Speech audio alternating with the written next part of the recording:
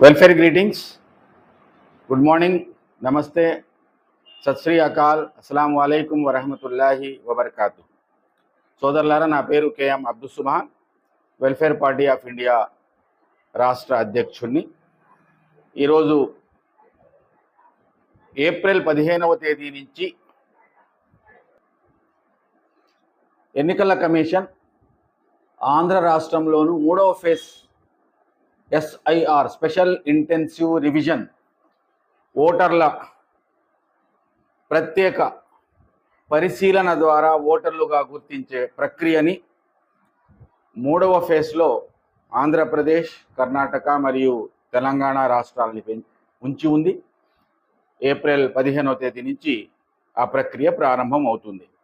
ఈ విషయంగా మొదటి ఫేజ్లో బీహార్ వగైరాల్లోనూ, 2వ ఫేజ్లో జరిగినటువంటి తమిళనాడు వగైరాల్లోనూ జరిగినటువంటి అంశాలు, పాటించబడినటువంటి విలువలని, పద్ధతులని దృష్టిలో పెట్టుకుంటే, అదే సమయంలో 43 మంది BLOలు ఆత్మహత్యలు చేసుకునేటువంటి హృదయ విదారక సంఘటనలు కూడా జరిగినాయి అనేది దృష్టిలో పెట్టుకుంటే, ఈ SIR ప్రక్రియ ఎంత సజావుగా దేన్ని ఉద్దేశించి జరుగుతుందో మనం స్పష్టంగా అర్థం చేసుకోవచ్చు. మనకు తెలుసు 2017-19 ఆ ప్రాంతంలో NRC అనేటువంటి ఒక ప్రక్రియని కేంద్ర ప్రభుత్వం, మోడీ నాయకత్వంలోని బీజేపీ ప్రభుత్వం తీసుకొచ్చింది. దానికి వ్యతిరేకంగా దేశవ్యాప్తంగా ఇది నేరుగా భారతదేశంలో జీవిస్తూ ఉన్నటువంటి మెజారిటీ ప్రజలు, 86% ప్రజల యొక్క పౌరసత్వాన్ని ప్రశ్నార్థకం చేసేటువంటి అంశంగా ముందుకు రావడంతో, మరీ ప్రత్యేకించి రాజ్యాంగ విలువలకు వ్యతిరేకంగా ముస్లిం కమ్యూనిటీని టార్గెట్ చేస్తూ, చూపిస్తూ దాన్ని సంచార జాతులు, గిరిజనులు, దళితులు, ఎవరెవరైతే బీజేపీ వ్యతిరేక, మనువాద వ్యతిరేక శక్తులు, వ్యక్తులు, సంఘాలు, పార్టీలు, సంస్థలు, ప్రజా సమూహాలు ఉన్నాయో వాళ్ళందరినీ కూడా టార్గెట్ చేసే విధంగా దాన్ని రూపొందించారు. దానికి వ్యతిరేకంగా దేశవ్యాప్తంగా నిరసనలు మొదలయ్యాయి. అది మనకు తెలిసినటువంటి విషయమే. దీన్ని దృష్టిలో పెట్టుకొని ఇప్పుడు దాని పేరునే SIR. గతంలో చాలాసార్లు స్పెషల్ రివిజన్స్ జరిగేవి ఎన్నికల్లో. ఎవరు చనిపోయారు, ఎవరు ఉన్నారు, వీటన్నిటిని కూడా సాధారణంగా జరుగుతూ ఉండేటువంటి ప్రక్రియని ఇంటెన్సివ్ ప్రక్రియ అనేటువంటి పేరుతోటి ఇప్పుడు ప్రభుత్వం ఎన్నికల కమిషన్కి విశేషమైనటువంటి అధికారాలు ఇచ్చి, గతంలో ఎప్పుడూ లేని అంటే క్వశ్చన్ చేయడం కూడా సాధ్యం కాదు, సుప్రీంకోర్టు క్వశ్చన్ చేయడం కూడా సాధ్యం కాదు. ఒక రకంగా చెప్పాలంటే భారతదేశంలో అత్యున్నతమైనటువంటి స్థానంలో రాష్ట్రపతి గారు ఉంటారు. వారి యొక్క అధికారాలను కూడా మించిన అధికారాలని జ్ఞానేష్ కుమార్ గారికి ఇచ్చి, ఎన్నికల చీఫ్ కమిషనర్ గారికి ఇచ్చి SIR ప్రక్రియను తీసుకురావడం జరిగింది.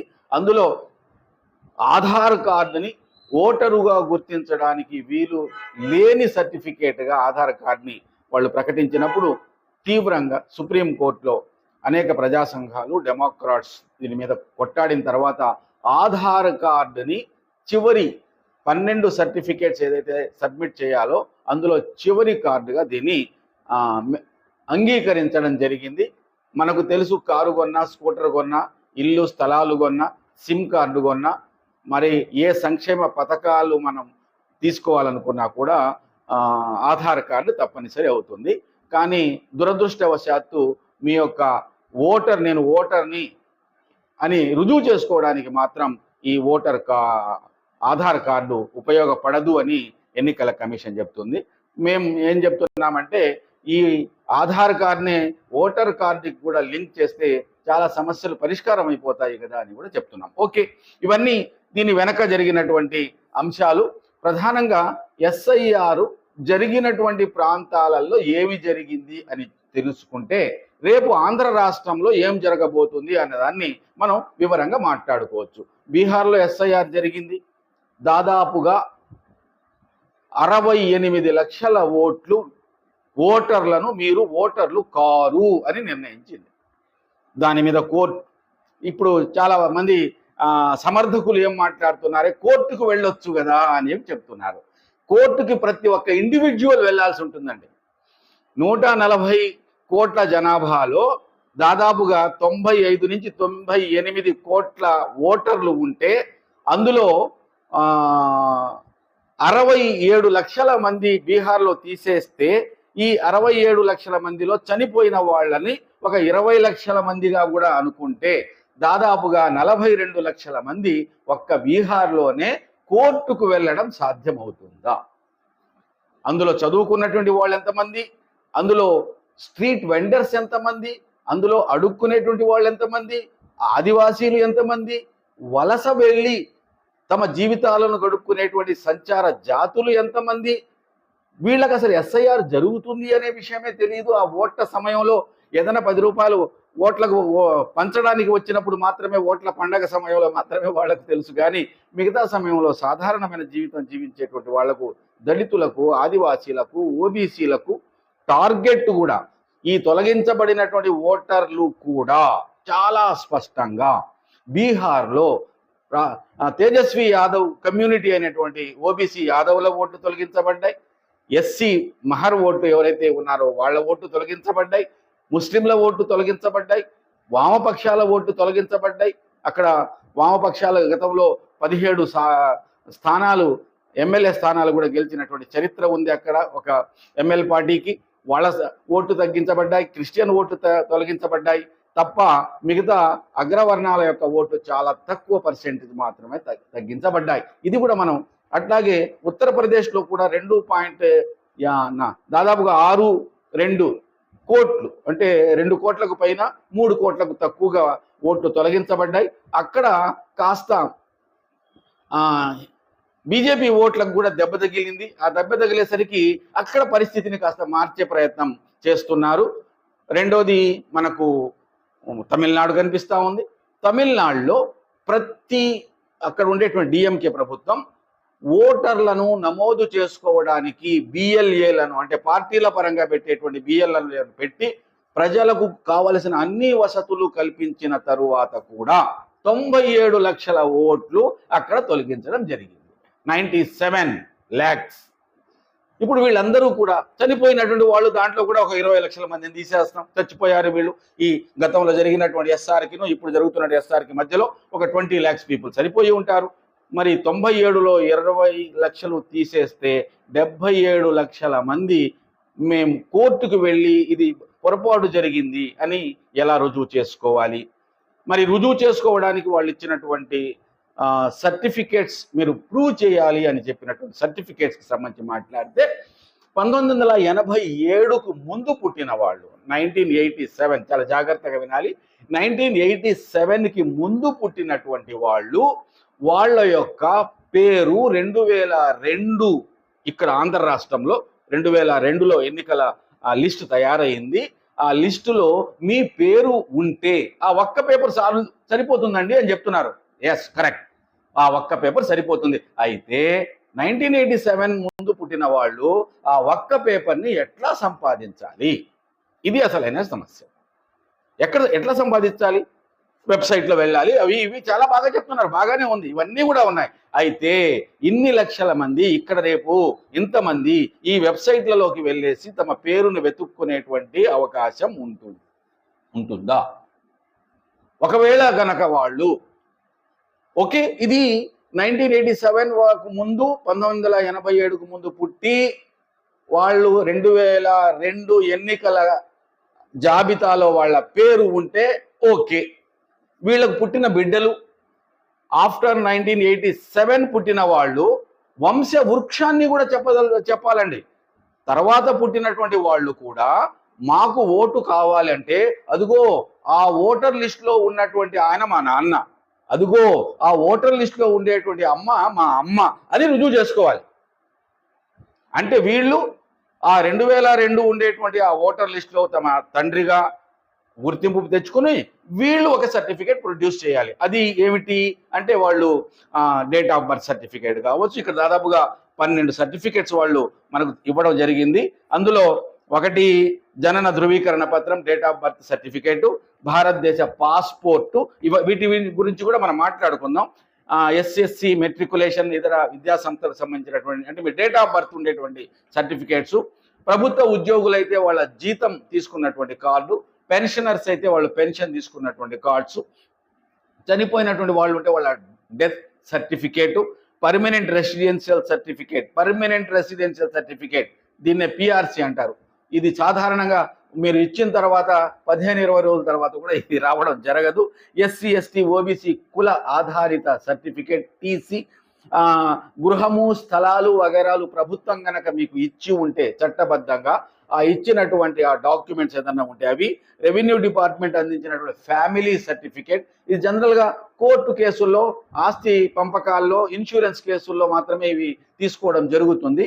దాన్ని అటవీ శాఖ, ఫారెస్ట్ డిపార్ట్మెంట్కి సంబంధించి మీకు ఏదైనా కాంట్రాక్ట్స్ వగైరాలు ఉంటే వాళ్ళు ఇచ్చినటువంటిది. చివరిలో ఆధార్ కార్డు, పాన్ కార్డు, మీ యొక్క బ్యాంక్ అకౌంట్ నెంబరు, ఇంకా వేరే డ్రైవింగ్ లైసెన్స్ వగైరాలలో ఏదైనా ఒకటి ఇవ్వచ్చు. వీటిల్లో ఏదైనా ఒకటి తప్పనిసరిగా దానికి లింకప్ చేయాలి. దాని తర్వాత పుట్టినటువంటి వాళ్ళు మళ్ళా వాళ్ళు ఆ వాళ్ళని ఈ వాళ్ళని తమ తల్లిదండ్రులు ఇద్దరూ కూడా భారతదేశంలోనే పుట్టారు అనేటువంటి రుజువుల్ని కూడా ఇచ్చుకోవాలి. ఇప్పుడు సర్వే ప్రకారంగా, డేటా ప్రకారంగా జనన ధృవీకరణ పత్రాలు ఉన్నటువంటి వాళ్ళు ఆఫ్టర్ 1987 పుట్టినటువంటి వాళ్లకు దాదాపుగా 5.2% ప్రజల వద్ద మాత్రమే భారతదేశంలో ఉన్నది. భారతదేశ పాస్పోర్ట్ అన్నిట్లో ఎక్కువగా 22% కేరళలో ఉంది. ఆంధ్ర, తెలంగాణలో మాత్రం ఇది 11.7% ఉంది. పాస్పోర్ట్లు తీసుకున్న వాళ్ళ దేశవ్యాపితంగా గనక చూస్తే 5.1% మాత్రమే భారతదేశ పాస్పోర్ట్ కలిగిన వాళ్ళు ఉన్నారు. ఇంకపోతే ఎస్సీ ఎస్సీ చదువుకున్నటువంటి వాళ్ళు, ఆ మెట్రికులేషన్ స్థాయిలో ఉన్నటువంటి వాళ్ళు దాదాపుగా 9.5% వాళ్ళు ఉన్నారు. ప్రభుత్వ ఉద్యోగులు, వాళ్ళ జీతపు కార్డు, ఇవన్నీ ఏవేవైతే ఇక్కడ చెప్పబడ్డాయో 12లో ఒక ఆధార్ కార్డు వగైరాలు తప్ప మిగతా అన్నీ కలుపుకున్నా కూడా కేవలం 36% people only have the certificates. 36% మంది ప్రజలు మాత్రమే ఈ సర్టిఫికేట్స్ ని కలిగి ఉన్నారు. మిగిలిన ప్రజలు దాదాపుగా 64% ప్రజల వద్ద ఈ సర్టిఫికేట్స్ ఏవి లేవు. కాబట్టి ఇప్పుడు ఏదైనా మన తెలుగు రాష్ట్రంలో కూడా బీజేపీ తోటి కలిసినటువంటి ప్రభుత్వం ఉంది, ఎన్డీఏ ప్రభుత్వం ఉంది. కానీ చంద్రబాబు నాయుడు గారు స్వయానా వారు సెక్యులర్ అయినప్పటికీ వారి అవసరాల రీత్యా బీజేపీ తోటి కలిసి వాళ్ళు సాగుతున్నారు.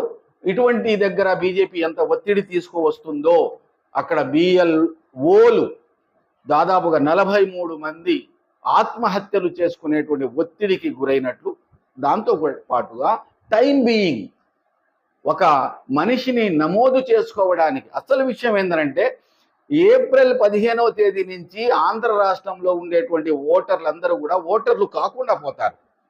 అసలు ఇంటెన్సివ్ రివిజన్ యొక్క విషయం ఏంటంటే ఎవ్వరూ ఓటర్లు కారు. ఇప్పుడు కొత్తగా ప్రతి ఒక్కరూ కూడా ఓటర్లుగా నమోదు చేసుకోవాలి. ఫామ్ 6 ద్వారా ఓటర్లుగా నమోదు చేసుకోవాలి. అందరూ కూడా ఎంతమంది అయితే 18 సంవత్సరాలు దాటి వాళ్ళు ఇచ్చినటువంటి ఆ డేట్ ప్రకారంగా 18 సంవత్సరాలు దాటిన వాళ్ళు ఉన్నారో వాళ్ళందరూ కూడా, ముసలి వాళ్ళ దగ్గర నుంచి 18 ఇయర్స్ దాటిన వాళ్ళందరూ కూడా ఎంతమంది అయితే ఓటర్లు ఉన్నారో వీళ్ళందరూ కూడా ఫామ్ 6 ద్వారా మేము మళ్ళా ఓటర్లుగా నమోదు అవుతున్నాము అని నమోదు చేసుకోవాలి. అది ఎస్ఐఆర్ యొక్క ప్రధాన లక్ష్యం. ఇన్ని కోట్ల మంది వాళ్ళు చేసుకున్న తరువాత అవి అన్నీ కూడా గుంపగత్తగా కేంద్ర ఎన్నికల కమిషన్ దగ్గర వెళ్తాయి. వాళ్ళు వెరిఫికేషన్ చేసుకుంటారు. మీరు ఇచ్చినటువంటి ఫామ్ 6లో ఆధారాలు ఉండేటువంటి వాళ్ళు ఉన్నారా లేదా అని చేసుకొని ఎవరెవరైతే ఉన్నాయని వాళ్ళు అనుకుంటారో వాళ్ళని పక్కదీసి మిగతా వాళ్ళందరినీ అప్పుడు నోటీసులు ఇవ్వడం జరుగుతుంది. మీరు ఇచ్చినటువంటి ఆధారాల ప్రకారంగా మిమ్మల్ని ఓటరుగా గుర్తించడానికి అవకాశాలు లేవు, కాబట్టి మీ దగ్గర ఉండేటువంటి ఆధారాలతోటి బిఎల్ఓని గెలవండి అని చెప్పి ఇస్తుంది. ఇది అసలు జరిగేటువంటి బీహార్లో జరిగింది, ఉత్తరప్రదేశ్లో జరిగింది, మొదటి విడత రాజస్థాన్లో జరిగింది, గోవాలో జరిగింది, ఇప్పుడు తమిళనాడులో కూడా ఇదే జరిగింది. ఇటువంటి పరిస్థితుల్లో బిఎల్ఓ దగ్గరికి వెళ్ళడానికి క్యూలు కట్టాల్సిన పరిస్థితి ఉంది. అసలు భారతదేశంలో ఉండేటువంటి చాలామంది ఒకే దగ్గర కుటుంబం గడుపుకునేటువంటి పరిస్థితులుగా వలసలు వెళ్తూ ఉంటారు, పనులు చేసుకుంటుంటారు, విభిన్న వృత్తులు. ఒక్క బీహార్లో కానీ లేదా ఒడిస్సాలో కానీ పశ్చిమ బెంగాల్లో నుంచి కానీ అనేక మంది దక్షిణ భారతదేశానికి వచ్చి ఇక్కడ పనులు చేసుకుని వెళ్తున్నారు. సంచార జాతులు ఉన్నారు, వాళ్ళు అసలు ఒక దగ్గర నివాసమే ఉండరు. ఆదివాసీలు ఉన్నారు, అసలు వాళ్ళకు ఈ భారతదేశమా, ఈ భారతదేశ పౌరసత్వమా అనే విషయమే వాళ్ళకు తెలియదు. ఇటువంటి వాళ్ళందరినీ కూడా దీని ద్వారా తొలగించే ప్రక్రియ ఇది ఓటర్ల చేర్పు అంటున్నారు, కానీ నిజానికి ఇది ఓటర్ల తొలగింపు. ఎందుకు ఓటర్ల తొలగింపు అంటే, ఇప్పుడు ఏదైతే కేంద్ర ప్రభుత్వంలో పరిపాలిస్తుందో ఆ ప్రభుత్వం తప్పనిసరిగా మనువాద వ్యవస్థని భారతదేశంలో స్థాపించాలి అని చెప్పి అనుకుంటుంది. మనువాద వ్యవస్థలో సాధారణ శూద్రులు, అవర్ణులకు ఓటు హక్కు, అధికారాలు ఉండవు. ఇది యాజ్ ఇట్ ఈజ్ ఆ కాలంలో లాగానే ఈ కాలంలో కూడా స్థాపించదలుచుకుంటే అది సాధ్యమయ్యేటువంటి పని కాదు. కాబట్టి దాదాపుగా భారతదేశానికి స్వాతంత్రం వచ్చి బాబాసాహెబ్ అంబేద్కర్ ప్రతి ఒక్కరికి ఒక ఓటు, ప్రతి ఓటుకు ఒక్క విలువ అనేటువంటి మాటని రాజ్యాంగంలో పొందుపరిచినప్పుడు పెద్ద పెద్ద నాయకులుగా అప్పుడు పేరెన్నిక కలిగినటువంటి బాలగంగాధర తిలక్ లాంటి వాళ్ళు కూడా ఈ శూద్రులు, ఈ కుమ్మరులు, ఈ వ్యవసాయం, ఈ గొర్రెలు గార్చుకునే వాళ్ళు పార్లమెంటులో, అసెంబ్లీలో వచ్చి కూర్చుంటే మా పొలాలు ఎవరు దున్నుతారు, మా పశువులు ఎవరు కాస్తారు, మాకు కొండలు ఎవరు తయారు చేస్తారని వెటకారంగా, వెకిలిగా డైలాగ్స్ వదిలినటువంటి మాటలు కూడా మనకు ఉన్నాయి. అదే సందర్భంలో అందరికీ ఓటు ఇవ్వకూడదు, కేవలం భూమి ఉన్నటువంటి వాళ్లకు, కేవలం డిగ్రీ చదువుకున్నటువంటి వాళ్లకు మాత్రమే ఓటు ఇవ్వాలి అనేటువంటి చర్చ కూడా అప్పుడు జరిగింది. ఇవన్నీ కూడా అవర్ణులు, శూద్రులకు ఓటు హక్కు తొలగించేటువంటి ప్రక్రియలో భాగంగా మొట్టమొదట అక్కడ ఎన్ఆర్సీ ఉద్యమంలో పౌరసత్వాన్ని తొలగించాలనుకుంటే పెద్ద ఎత్తున డిమాండ్ వచ్చింది. ఇప్పుడు ఓటు అనేటువంటిది వచ్చేసరికి అంతగా ప్రజలు ఎవరు కూడా స్పందించని వ్యవహారం కనబడుతుంది. కానీ బీహార్ గనక వెళ్ళి చూస్తే అక్కడ జరిగిన విధ్వంసం, ఉత్తరప్రదేశ్, రాజస్థాన్లలో జరిగినటువంటి విధ్వంసం మాత్రం మనకు అర్థమవుతుంది. 97 మన పక్కనే ఉన్నటువంటి తమిళనాడులో 97 లక్షల మంది ఓటుని తొలగించడం జరిగింది. రేపు ఆంధ్రప్రదేశ్లో కూడా ఎన్ని లక్షల ఓట్లు తొలగించబడతాయో మనకు తెలియదు. ఇంకా వాటిని మళ్ళీ ఎన్రోల్ మొట్టమొదట మీ ఓటు తీసేయడం జరుగుతుంది. ఆంధ్ర రాష్ట్రంలో ఎన్నికలు 2029లో బహుశా రావచ్చు, మనకు కాస్త టైం ఉంది. కానీ వాళ్లకు టైం లేకుండా, ఎందుకంటే వెరీ ఇమీడియట్ బీహార్ కేంద్ర ప్రభుత్వానికి కావాలి కాబట్టి అక్కడ టైం కూడా లేకుండా కేవలం 40 రోజుల్లో 3 రకాలుగా కేంద్ర ప్రభుత్వం దాడి చేసింది. మొట్టమొదటిది డీలిమిటేషన్ అనేటువంటి దాన్ని కూడా ప్రక్రియలో ఇప్పుడు కొత్తగా పార్లమెంట్ కట్టినటువంటి భవనంలో 800 పైచీలకు సీట్లు పెట్టున్నారు. ఇప్పుడు ఉండేటువంటిది 500 చిల్లరే కానీ 800 పైచీలకు పెట్టున్నారు. అంటే భారతదేశంలో రానున్న కాలంలో పార్లమెంటు నియోజకవర్గాలని కూడా పునర్వ్యవస్థీకరిస్తారు జనాభా లెక్కల రీత్యా. దక్షిణ భారతదేశంలో జనాభాని కంట్రోల్ చేసుకున్నారు ఇక్కడ చదువుకున్న వాళ్ళు కాబట్టి జనాభాని. అందుకనే మన చంద్రబాబు నాయుడు గారు కూడా పిల్లల్ని గనండి అని చెప్తున్నారు. ఎందుకంటే ఇక్కడ ఎంపీ స్థానాలు తగ్గిపోతే రేపు అక్కడ మాట్లాడడానికి కూడా అవకాశం ఉండదు. ఈ లెక్కలో డీలిమిటేషన్ జరిగితే ఉత్తర భారతదేశం హిందీ బెల్ట్లో బీజేపీ సమర్థక రాష్ట్రాలలో దాదాపుగా 160 స్థానాలు పెరుగుతాయి. దక్షిణ భారతదేశం సెక్యులర్ రాష్ట్రాలుగా ఉన్నటువంటి వాళ్ళు, బీజేపీకి వ్యతిరేకంగా ఉండేటువంటి రాజకీయ పార్టీలు ఉండేటువంటి ఈ రాష్ట్రాలలో దాదాపుగా 78 నుంచి 100 స్థానాలు తగ్గిపోతాయి. పార్లమెంట్లో ఎప్పుడైతే వీళ్ళ స్థానాలు తగ్గిపోతాయో ఆటోమేటిక్గా అక్కడ ఉండేటువంటి వాళ్ళు మాట్లాడడానికి వారి అర్హత గెలవడానికి అవసరమైనటువంటి సీట్లన్నీ కూడా వాళ్ళు అక్కడి నుంచే సంపాదించుకుంటారు. కాబట్టి తమ ప్రభుత్వాన్ని, తమ పరిపాలనని శాశ్వతం చేసుకునేందుకోసంగా ఈ డీలిమిటేషన్ ఒకదాన్ని తీసుకొచ్చారు. రెండవది, బీహార్లో ఎన్నికల కమిషన్ ఎన్నికలకు ముందు కేవలం 10 రోజుల ముందు అక్కడ 10,000 రూపాయలు మహిళలకు, పురుషులు మాత్రం బతకలేక దేశాన్ని బట్టి బయటకు వెళ్ళిపోతే అక్కడ ఉండేటువంటి మహిళలకు 10,000 రూపాయలు వేసింది. ఇది ఎన్నికల ప్రక్రియకి, ఎన్నికల విలువలకి వ్యతిరేకమైంది, చట్టానికి వ్యతిరేకమైంది. దీన్ని కూడా ఎన్నికల కమిషన్ చూసి చూడనట్టు ఎవరైనా సరే పెద్దవాళ్ళు 60 సంవత్సరాలు నిండిన వాళ్ళు టిఎన్ శేషన్ అనబడేటువంటి ఒక ఎన్నికల కమిషనర్ గారిని కూడా మనం చూశాము. ఆయన ఎంత నిక్కచ్చిగా ఎన్నికల్ని నడపగలిగాడో మనకు తెలుసు. దాన్ని ఒకసారి చూస్తే ఇప్పుడు జ్ఞానేష్ కుమార్ ఆయన ముందు పిపీలకం లాగా ఆయన కాలి గోటికి కూడా పనికిరాని స్థితిలో ఈయన చేసి చివరికి ఆఖరి నిమిషంలో కూడా చట్టం చాలా స్పష్టంగా ఉంది. ఎన్నికల ప్రణాళికలో ఎన్నికలకు దాదాపుగా ప్రకటించిన తర్వాత ప్రభుత్వం ఎటువంటి సంక్షేమ పథకాలు కానీ ఆర్థిక పరమైనటువంటి పథకాలు కానీ ప్రకటించకూడదు అని పైపెచ్చు అక్కడ ఎట్లయితే మనకి ఇక్కడ అంగన్వాడీలు ఉన్నారో అక్కడ దీదీలు ఉంటారు. ఆ దీదీలనే ద్వారానే ఈ 10,000 రూపాయలు పంపకం జరిగింది. ఈ దీదీలనే ఎన్నికల ప్రక్రియ నిర్వహించేటువంటి బాధ్యతలు కూడా ఇవ్వబడ్డాయి. ఇవన్నీ కూడా బీజేపీకి బీహార్ కావాలి కాబట్టి గెలవడం జరిగింది. డీలిమిటేషన్ తర్వాత టైం, ఈ టైం కూడా ఇప్పుడు మనకి ఇవ్వబడేటువంటి టైం కూడా ఒక 40 రోజుల్లో 1.5 నెలల లోపలనే మీరు ఈ మొత్తం ప్రక్రియని జరపాలి. ప్రతి ఇంట్లో, నా ఇంట్లో 4 ఓట్లు ఉంటే ఆ 4 కూడా నమోదు చేసుకోవాలి. ఒకతను విజయవాడలో చదువుకుంటూ ఉంటాడు, ఇంకో ఆయన పంజాబ్లో ఉంటాడు, అతని గురించి కూడా నేను అతను రావాలి, ఇక్కడ నమోదు చేసుకోవాలి. ఇవన్నీ ఒక్కొక్క ఇంట్లో 4 లెక్క వేసుకున్నా కూడా 18 సంవత్సరాలు దాటిన వాళ్ళు ఎన్ని కోట్ల మంది యొక్క ఓట్లు నమోదు కావాలో ఇది 40 రోజుల లోపలనో 1 నెల రోజులనో లేదా 2 నెలల రోజులనో. మీకు చాలా విచిత్రం ఏంటంటే కొన్ని దగ్గరలో మాత్రం ఉత్తరప్రదేశ్లో మాత్రం ఒక సుదీర్ఘ కాలం ఇచ్చారు నమోదు చేసుకోవడానికి. బీహార్లోకి వచ్చేసరికి కేవలం 40 డేస్ మాత్రమే వచ్చారు. ఎందుకంటే అక్కడ ఓటర్లు నమోదు కావడం అనేది బీజేపీ ప్రయోజనం కాబట్టి అక్కడ చేశారు, ఇక్కడ బీజేపీకి నష్టదాయకం కాబట్టి టైం బీయింగ్ని కూడా తగ్గించారు. ఈ ఓటర్ల నమోదులో మరో ప్రక్రియ ఏంటంటే దొంగ ఓట్లను చేర్చడం. ఎన్నికల కమిషన్ దీన్ని కూడా చాలా జాగ్రత్తగా ఆమోదించింది. 0 డోర్ నెంబర్ ఉన్నటువంటి ఓట్లు, లక్షల ఓటు లోపలికి రావడం జరిగింది. ఏందయ్యా బాబు డోర్ నెంబర్ కూడా లేదంటే జ్ఞానేష్ కుమార్ గారు చెప్పింది ఏంటంటే పాపం బ్రిడ్జీల కింద ఆ రోడ్డు పక్కన జీవించేటువంటి వాళ్లకు ఇళ్ళు ఎక్కడ ఉంటాయి, డోర్ నెంబర్లు ఎక్కడ ఉంటాయి, కాబట్టి వాళ్లకు 0 పెట్టాము అన్నారు.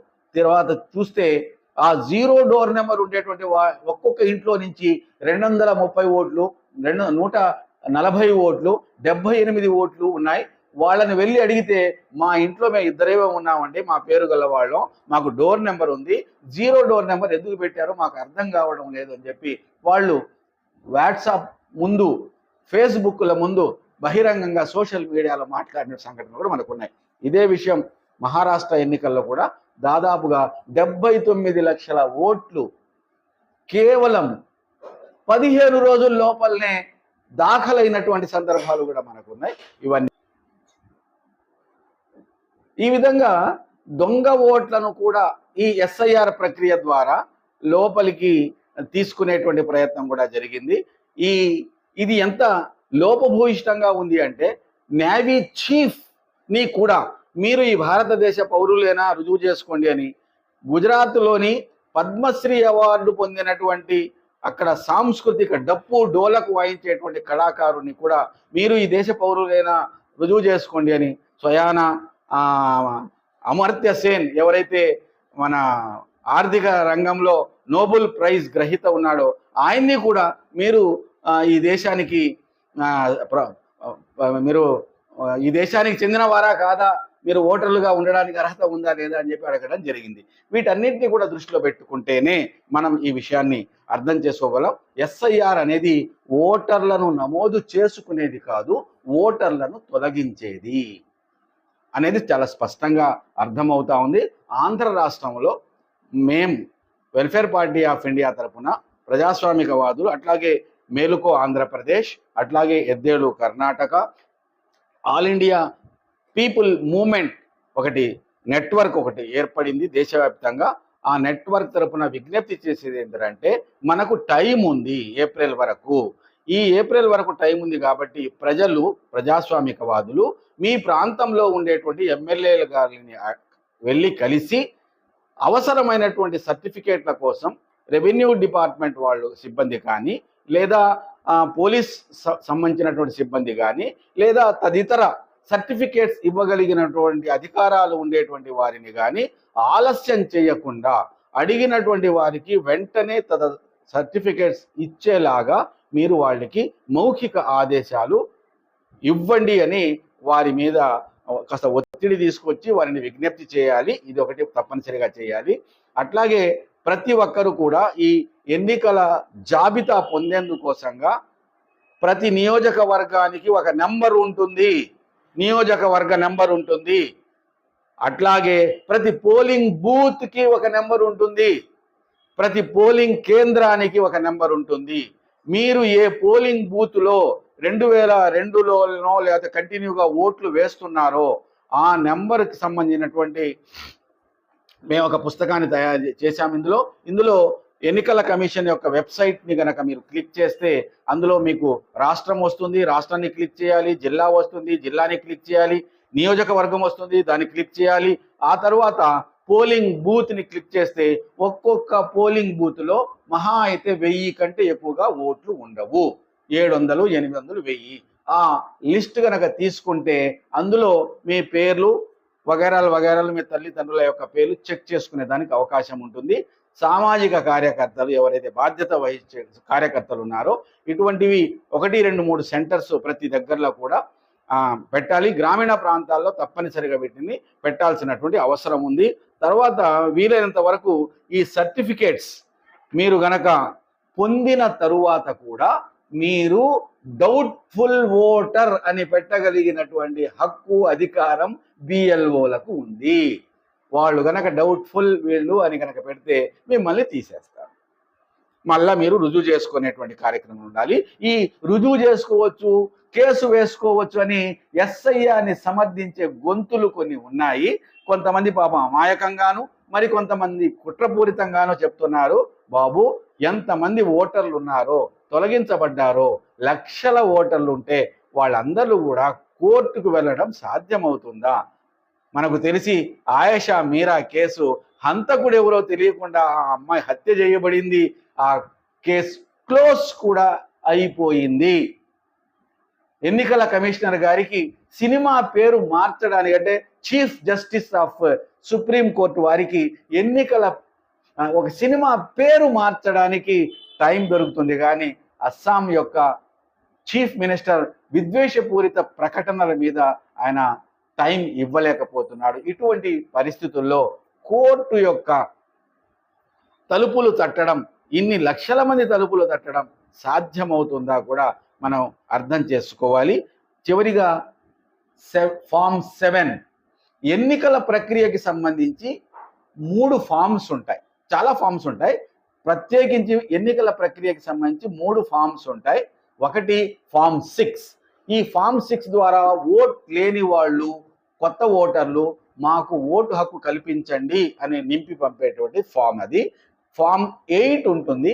అందులో మీ పేరులో ఏదైనా తప్పులు కానీ అడ్రస్లో చేంజ్ కానీ ఏదైనా ఉంటే మార్పులు చేర్పులకు ఫామ్ 8 పనిచేస్తుంది. ఫామ్ 7 ఉంది. ఇది చాలా ప్రమాదకరమైంది. ఉత్తర భారతదేశంలో ఈ ఫామ్ 7 ద్వారా వేలాది ఓట్లు తొలగించడం జరుగుతుంది. ఈ ఫామ్ 7 ఎందుకంటే నా పక్కనింటి ఆయన నాకు నచ్చలేదు కాబట్టి ఆయన పేరు ఏదో అబ్దుల్ రజాకో, అబ్దుల్ సత్తారో లేదా సుబ్బయ్య ఉంటాడు. సుబ్బయ్య నెల్లూరులో లేడు, సుబ్బయ్య భీమవరంలో లేడు, ఈయన ఉత్తరప్రదేశ్కి వెళ్ళిపోయాడు, సౌదీకి వెళ్ళిపోయాడు, అమెరికాకి వెళ్ళిపోయాడని ఆ ఫామ్ 7లో నేను నా పేరు కాదు, దొంగ పేరు కూడా రాయవచ్చు, దొంగ ఫోన్ నెంబర్ కూడా ఇవ్వచ్చి నేను గనక దాన్ని సబ్మిట్ చేస్తే న్యాయంగా అయితే బిఎల్ఓ వచ్చి ఎంక్వైరీ చేయాలి. కానీ అలా ఎంక్వైరీ చేయకుండానే ఆయన పేరు తొలగించడం జరుగుతుంది.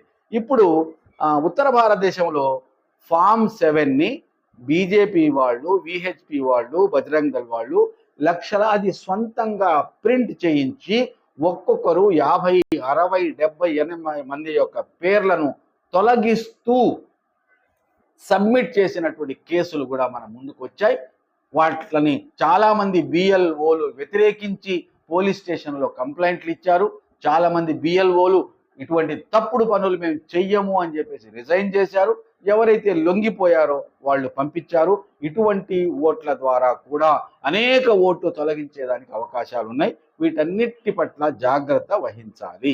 సో ఈ ఎస్ఐఆర్ అనేటువంటిది ఒకటి డీలిమిటేషన్ ద్వారా భారతీయ జనతా పార్టీ, బీజేపీ, దాని వెనక నడిపిస్తున్నటువంటి ఆర్ఎస్ఎస్ అది ఆమోదిస్తున్నటువంటి సిద్ధాంతం ఏదైతే మనువాదం ఉందో దాన్ని శాశ్వతపరుచుకునే దానికోసంగా డీలిమిటేషన్ని తీసుకొచ్చింది.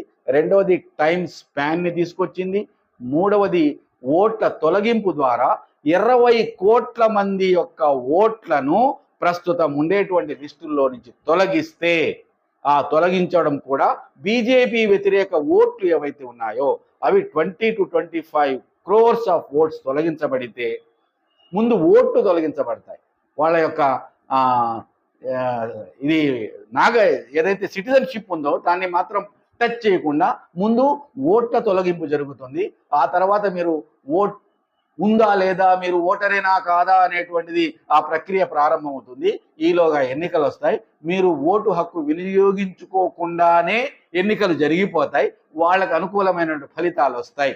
కాబట్టి ఇప్పటి వరకు జరిగింది ఈవీఎంల ద్వారా ఓట్ ట్యాంపరింగ్. పరకాల ప్రభాకర్ గారు 3 రోజుల నుంచి అద్భుతమైనటువంటి వీడియోలు వేశారు. ప్రతి 16 సెకండ్లకు ఒక ఓటు పోలవుతుందా అని అడిగాడు. ఆంధ్ర రాష్ట్రంలో కూడా ఆయన జగన్కి సపోర్టరా, తెలుగుదేశం పార్టీకి వ్యతిరేకం కాదు, ఓటు ప్రక్రియ డెమోక్రటిక్గా ఉండాలి, ప్రజాస్వామ్యబద్ధంగా ఉండాలి అంటూ దాదాపుగా 79 స్థానాలలో జరిగినటువంటి ఎన్నికల ప్రక్రియ మీద అర్ధరాత్రి 9 గంటల నుంచి 11 గంటల వరకు కూడా ఓటింగ్ జరిగినటువంటి స్థానాలు ఏమైనా ఉన్నాయా అంటే ఓట్ పోలింగ్ వేసేటప్పుడు ఎవరైనా క్యూ ఉంటే ఆ క్యూ పూర్తి అయ్యేంత వరకు గేట్లు వేసేసి వాళ్ళకు ఓటు హక్కు కల్పించాలి అనేది ఓటర్ల నిబంధనలో ఉంది. అటువంటి స్థానాలు 9 గంటల నుంచి 11 గంటల మధ్యలో 12.5% ఓట్స్ పోల్ అయ్యాయి అని చెప్పి చెప్తున్నారు. అలా పోల్ అయినటువంటి అంశాలు ఉన్నాయని చాలా అద్భుతంగా. అంటే ఇవన్నీ ప్రజాస్వామ్యబద్ధంగా భారత రాజ్యాంగం ఏ విధంగా అయితే వ్యవస్థలని నడపమని చెప్పిందో ఆ వ్యవస్థలని మనం నడపడానికి మనువాదం ఆమోదించదు, సమానత్వాన్ని మనువాదం ఆమోదించదు. కాబట్టి ఈ సమానత్వాన్ని తొలగించడానికి ఎవరైతే శూద్రులు, అవర్ణులు, ఆదివాసీలు ఉన్నారో, ఓబీసీలు ఉన్నారు, శూద్రులలోనే ఓబీసీలు కూడా వచ్చేస్తారు, వాళ్ళందరి యొక్క ఓటు తొలగించడం ద్వారా మళ్ళా పాతకాలంలో ఎవరికైతే సవర్ణులు ఉన్నారో వారికి మాత్రమే అధికారం. ఎకనామిక్స్ని ఎట్లా ధ్వంసం చేసేశారు, దాదాపుగా సంపద మొత్తంగా కూడా కేవలం కొందరి చేతుల్లోకి వెళ్ళిపోయేటువంటి ఆ ప్రక్రియ మొత్తాన్ని అది మన ఓటు రద్దు దగ్గర నుంచి ప్రారంభమైంది. ఎన్ని చిన్న చిన్న పరిశ్రమలు నాశనమయ్యాయో కూడా మనకు తెలుసు. ఇవన్నీ కూడా జరుగుతూ భారతదేశం ఈరోజు కేవలం మనువాద సంస్కృతిని, మనువాద వ్యవస్థని స్థాపించడానికి అవకాశాల మొత్తంగా కూడా వినియోగించుకొని ఉంది. దీన్ని వ్యతిరేకించాల్సిన అవసరం ఉంది. ఈ ఎస్ఐఆర్లో సామాజిక కార్యకర్తలు, నేను చాలా స్పష్టంగా చెప్తున్నాను, ఈ ప్రపంచంలో సమానత్వాన్ని కోరే శక్తులు ఎవరైతే ఉన్నారో ఆ వాళ్ళు ఎవరో కూడా చెప్పేస్తాను నేను. మొట్టమొదటి బాబాసాహెబ్ అంబేద్కర్ ప్రతి మనిషికి ఒక ఓట్, ప్రతి ఓటుకు ఒక విలువ అని చెప్పడం ద్వారా రాజకీయ సమానత్వానికి ఆయన పునాదులు వేశారు వాళ్ళు. అట్లాగే కార్ల్ మార్క్స్ ఆర్థిక రంగంలో ప్రతి మనిషి కూడా సమానమైనటువంటి ఆర్థిక స్థాయి పొందితే మనుషులు సమానులు అవుతారు అని ఆర్థిక సమానత్వం ద్వారా మానవ సమానత్వాన్ని సాధించడానికి ఆయన ప్రయత్నం చేశారు. మూడవది మైనారిటీ మతాలు జన్మరీత్యా సమస్త మానవాళి కూడా అన్నదమ్ములే, అక్క చెల్లెళ్ళే, by birth all are equal, they are the sons and daughters of a single pair అనేటువంటి దాన్ని విశ్వసించేటువంటి వాళ్ళు ఆదివాసీలు. వీళ్ళందరూ కూడా కలిసి వాళ్ళ సామాజిక బాధ్యతగా ఎస్ఐఆర్ని ఎదుర్కోవాలి, ఎస్ఐఆర్ని ఓడించాలి, సే నో టు ఎస్ఐఆర్ అని చెప్పాలి. కానీ వచ్చేసింది కాబట్టి దాన్ని 97% మన అందరి యొక్క ఓట్ హక్కుని పరిరక్షించుకునేందుకోసంగా అవసరమైన సర్టిఫికేట్స్ అన్నీ కూడా పొందేందుకు కృషి చేయాలి అని సందర్భంగా తెలియజేస్తూ మరి మనందరం కూడా కలిసి ఈ కార్యక్రమంలో పాల్గొందాం, ఈ ఎస్ఐఆర్ని ఎదుర్కొందాం. బీజేపీ సంబంధితమైనటువంటి ఏ ఫ్యాసిస్ట్ శక్తులు, బడా కార్పొరేట్ శక్తులు ఉన్నాయో వారిని ఓడించేందుకు కృషి చేద్దాం. జై హింద్, జై భారత్.